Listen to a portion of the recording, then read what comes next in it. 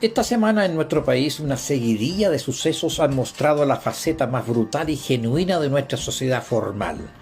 La sociedad oficial, quiero decir, sus intérpretes, sus representantes. Digo brutal por cuanto ha sido para mí especialmente elocuente y evidente que el cinismo y los cínicos, la hipocresía y los hipócritas, la sinvergüenzura y los sinvergüenzas y la mentira y los mentirosos han copado una vez más los medios de comunicación más tradicionales y también en las redes sociales, por supuesto.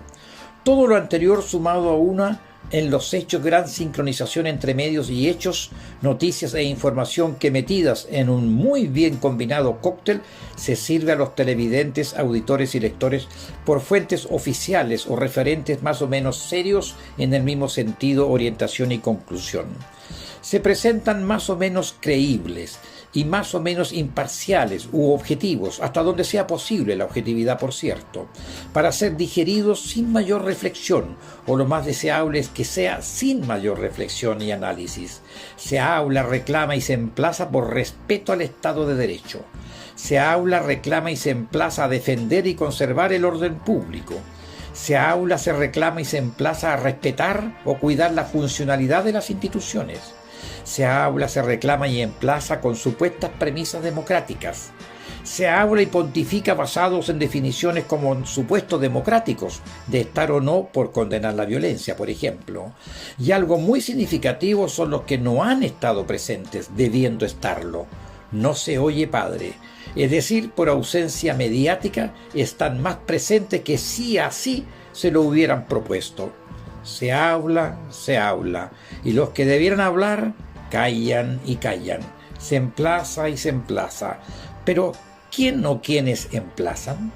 ¿Desde qué autoridad o plataforma incuestionada lo hacen?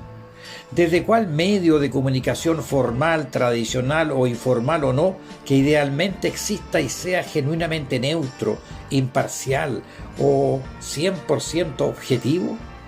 Es aquí cuando el cinismo y la hipocresía, la sinvergüenzura y la mentira brillan de tal forma y potencia que casi encandilan o ciegan.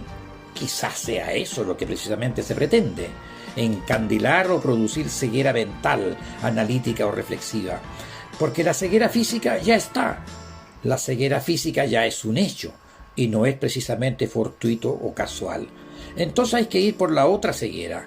Repasemos algunos hechos de esta semana que han acaparado titulares, estelares, comentarios y opiniones que van en la línea de lo antes enunciado. Suspensión de investigación judicial a las platas de Soquimich SQM, a partidos políticos de todo el arco iris de la alegría ya llegó, o todo el ancho de banda de la política nacional, si así lo prefiere.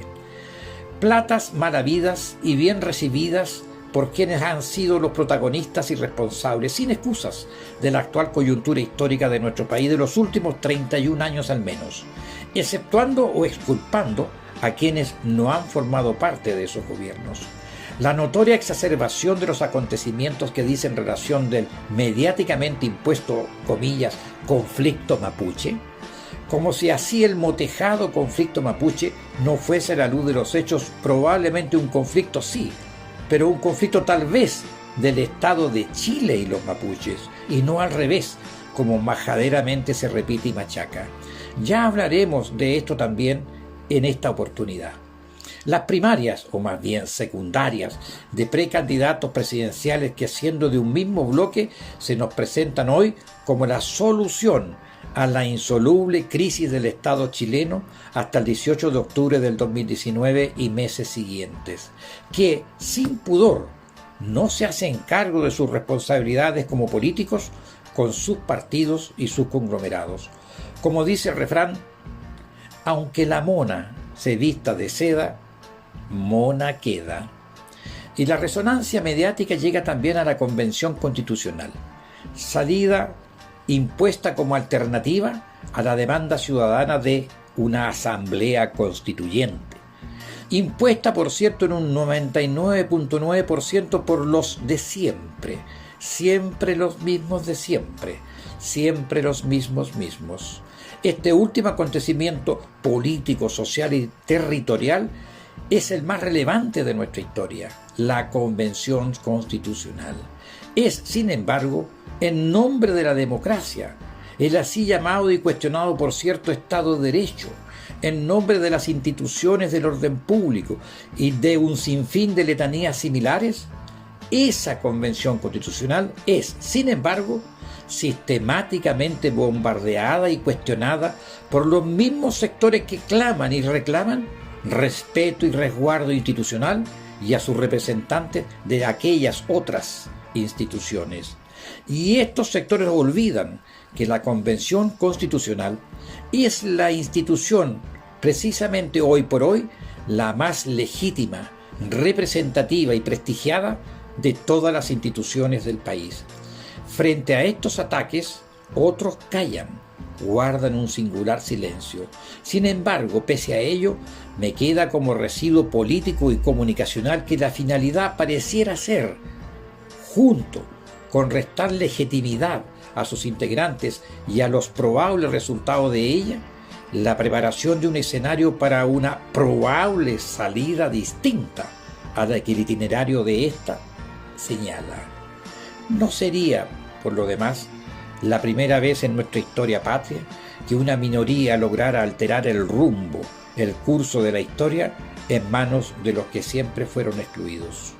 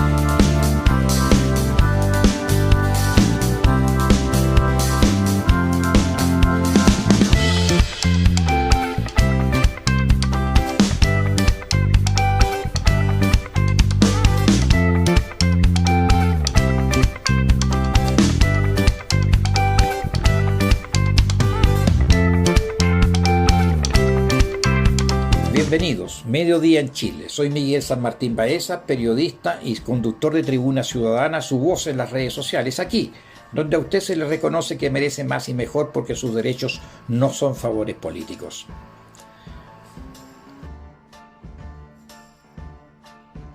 Soquimich, SQM. Las platas del financiamiento a la política, es decir, platas para los políticos y partidos para fines propios. Esta indagatoria dependía exclusivamente de la política y los políticos involucrados, que impidieron que el Servicio de Impuestos Internos interpusiera querellas o demandas para dar inicio a una indagatoria judicial y presentar cargos. Soy hoy los mismos que claman por el Estado de Derecho. Ellos son, reitero, el orden público, la vigencia de la institucionalidad, etcétera, etcétera, etcétera. La red televisión se ha transformado para muchos, entre los que me cuento, en reconocer que sus contenidos editoriales difiere de la monotonía de los otros de la señal abierta y ofrece la posibilidad de conocer hechos y opiniones que en los otros medios no se aborda o bien se relativiza o minimizan. Es decir, no se abordan en profundidad. Uno de los programas de la red, Mentiras Verdaderas, que se emite de lunes a jueves con la conducción del periodista Eduardo Fuentes, es uno de aquellos que van de frente, sin adornos, por los hechos. Usted lo puede encontrar en YouTube, al igual que Tribuna Ciudadana. Pues bien, esta semana, el miércoles 4 de agosto para ser precisos, en entrevista al abogado e integrante de la Convención Constitucional, Mauricio Daza, se aborda sin dobleces lo que es e implica esto de las platas de Soquimich, SQM, a la política y políticos de nuestro país. Produce toda esta información que ha generado tanta molestia en la opinión pública, la Fiscalía decidió no perseverar contra 34 investigados del caso Soquimich. La determinación fue tomada por la fiscal regional de Valparaíso, Claudia Perivancic, quien comunicó hace una semana su decisión al octavo juzgado de garantía de Santiago. La fiscal explicó este lunes que se debe a la no participación del Servicio de Impuestos Internos como órgano querellante en el caso SQM. los 34 indagados no llegaron a ser formalizados, pese a que como que matizó hoy día la fiscal regional, dijo que no, que esto era momentario, pero bueno, por lo pronto no serán formalizados luego de que el Servicio de Impuestos Internos no presentara una querella por presuntos delitos tributarios.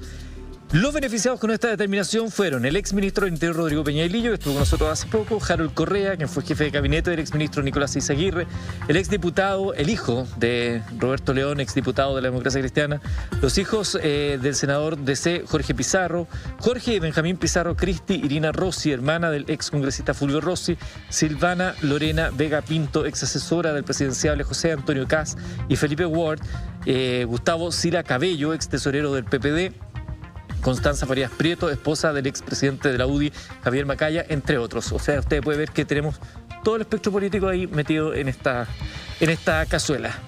¿Cuál es la implicancia, Mauricio, que la Fiscalía no perseverara en esta investigación a 34 personas?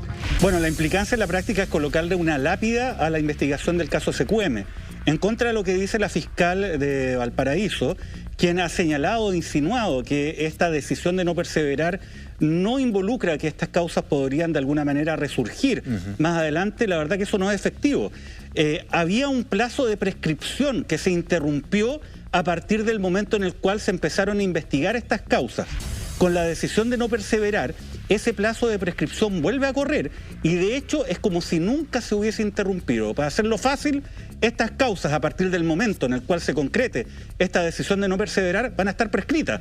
Por lo tanto, se le coloca lápida a uno de los casos de corrupción más importantes que ha conocido la historia judicial en Chile, y esto en un contexto de absoluta impunidad y además sin que se haya esclarecido toda la verdad de lo sucedido, insisto, en esta trama de corrupción e impunidad que yo diría que es bastante grotesca. De pronto, yo creo que a usted que está en su casa, me pasa a mí también, que entre tantos casos que se han conocido en el último tiempo, que tienen el apellido Gate, más los que están vinculados con financiamiento de la política, nos tendemos a confundir. ¿Podría explicarnos, abogado, brevemente en qué consistió este entramado en particular de financiamiento ilegal de la política? Bueno, esta causa consiste básicamente en que la empresa SQM habría financiado ilegalmente las actividades de múltiples dirigentes políticos de todos los sectores, como tú pudiste leer, ¿no? Y esta empresa, controlada por el exyerno de Augusto Pinochet, Julio Ponce Lerú, hacía este financiamiento a través de la siguiente fórmula. Habían personas cercanas a estos dirigentes políticos quienes emitían boletas o facturas por servicios que nunca se habían prestado, por servicios irreales. Y se emitían estas facturas a la empresa SQM. SQM pagaba estos servicios que eran inexistentes y las personas recibían estos dineros y las hacían llegar finalmente al ámbito de estos dirigentes políticos. Y de esta forma también SQM tenía un documento que lo utilizaba paralelamente para descontar impuestos. Correcto. Ese era básicamente el modelo. Y se descubrió que esta fórmula fue utilizada para el financiamiento ilegal de personeros de múltiples sectores. Estamos hablando desde la UDI hasta el Partido Socialista. Ahora, ahí hay algo que llama la atención, porque no es solamente que dijeran, pucha, queremos apoyar esta candidatura, pese a que apoyaban todo, o sea, las convicciones parece de la empresa eran bastante amplias. Quiero apoyar esta cosa. Ya, no tengo un mecanismo, generemos esto, pero no solamente el hecho de entregar el dinero a la campaña, sino que además hay un fraude al fisco a propósito de la factura, ¿no? Y del pago de esos IVA, ahí hay algo. Entonces uno no logra entender por qué Impuestos Internos no va contra eso, porque si uno lo lleva nuevamente a esta manoseada manera que tenemos en Chile de mirar los casos grandes y los casos pequeños, si a una persona en un almacén, cuando te pillaban no dando una boleta, cuando se podía no dar una boleta, te clausuraban el negocio. Y en estos casos no pasa nada. Bueno, esto ratifica que en Chile hay una cultura institucional de impunidad que beneficia precisamente a los grandes empresarios, a las altas autoridades, especialmente en delitos de corrupción.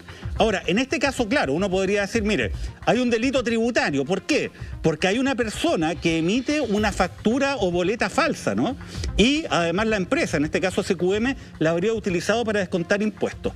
Pero la verdad que quedarse en eso yo creo que es una visión bastante corta, ¿no?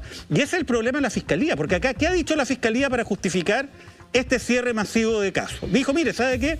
Es que el Servicio de Impuestos Internos no ha presentado una denuncia o querella. Porque es cierto, uno no puede investigar, la Fiscalía no puede seguir procesos criminales por delitos tributarios sin que exista una denuncia o querella al Servicio de Impuestos Internos. Pero nadie va a decir de que estos hechos son solamente delitos tributarios. Sería tan absurdo como sostener de que un día, mágicamente, un conjunto de personas vinculados a dirigentes políticos se les ocurrió empezar a emitir boletas y facturas falsas para que SQM descuente impuestos. Y sabemos que no es así. La hipótesis más probable es que esos dineros hayan estado destinados para el financiamiento ilegal de dirigentes políticos. Ahora, la pregunta obvia es, ¿esto se hacía gratis? ¿Había algún tipo de contraprestación por parte de estos dirigentes políticos? Esto es lo que habría investigado cualquier fiscalía en un Estado democrático de derecho. Pero acá no, se dijo, ¿sabe qué? Vamos a investigar solamente lo tributario, y por eso es que se justifica la fiscalía diciendo, no, mire, son delitos tributarios, no tenemos denuncia ni querella. Del Servicio de Impuestos Internos no podemos seguir. ¿No habría sido mejor que investigaran delitos de cohecho o de soborno? Porque para investigar esos delitos no se requiere de denuncia o querella al Servicio de Impuestos Internos. Abogado, en otras legislaciones también se da esto, que el similar al Servicio de Impuestos Internos local tenga que intervenir para que se puedan perseguir este tipo de delitos, ¿o es una rareza chilena? Es una rareza chilena, en general no ocurre así, pero ¿sabes cuál es el problema? El problema es que el Servicio de Impuestos Internos ha demostrado estar controlado por el poder político de turno, porque finalmente el director del Servicio de Impuestos Internos, que toma la decisión de querellarse o no, es una persona que depende de la confianza del presidente de turno. Y mira lo que ocurrió en este caso SQM.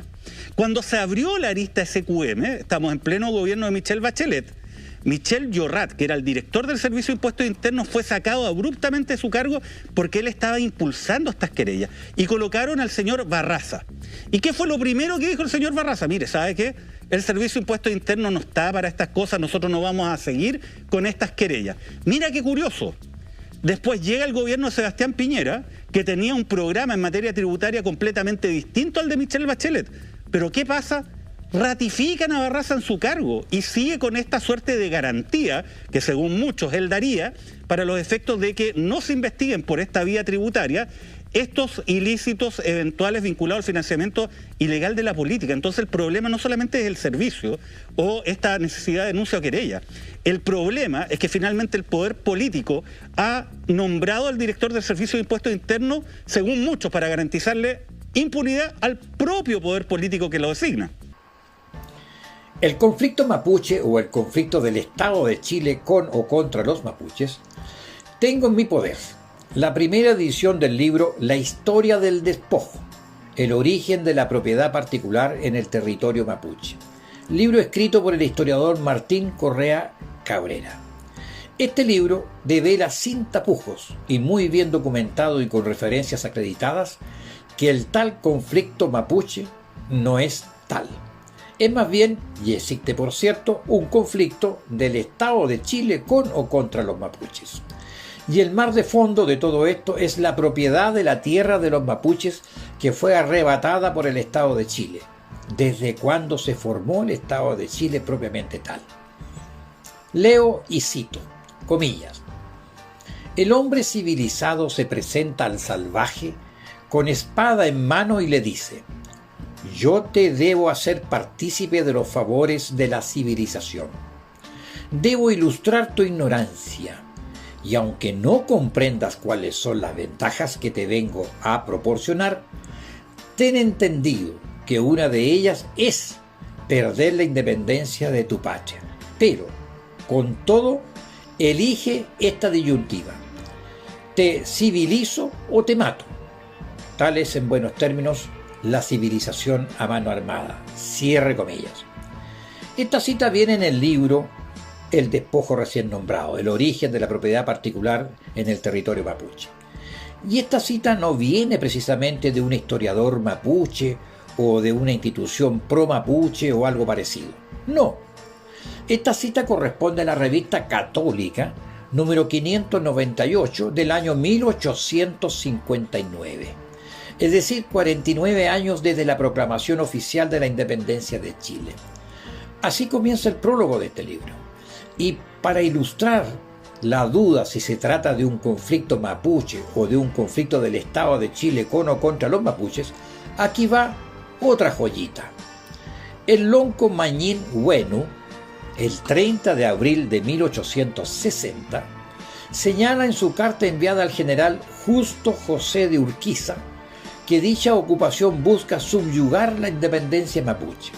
Cito y leo, comillas, mi general y grande amigo, los 4 huitral mapus están sometidos a mi autoridad de toqui principal en la guerra que sostenemos defendiendo nuestro territorio y nuestra independencia, que nos quiere quitar el gobierno Montt de Santiago. Y añade, comillas, el gobierno patrio mandó proponerme la paz en 1837 y mi respuesta fue decirle, ¿qué podrá hacer? Siempre que se respetase la línea del Biobío y no permitiese pasarlo a ningún cristiano a poblarlo y menos fuerza armada. Cierre comillas. La fuente de esta cita está en la publicación El Meteoro de Los Ángeles, número 141 del 31 de mayo de 1869. Como pueden apreciar, este libro, El Despojo, el origen de la propiedad particular en el territorio mapuche, es un documento que sin duda remecerá los cimientos de la educación respecto de nuestra historia y sin duda conmocionará la visión, la comprensión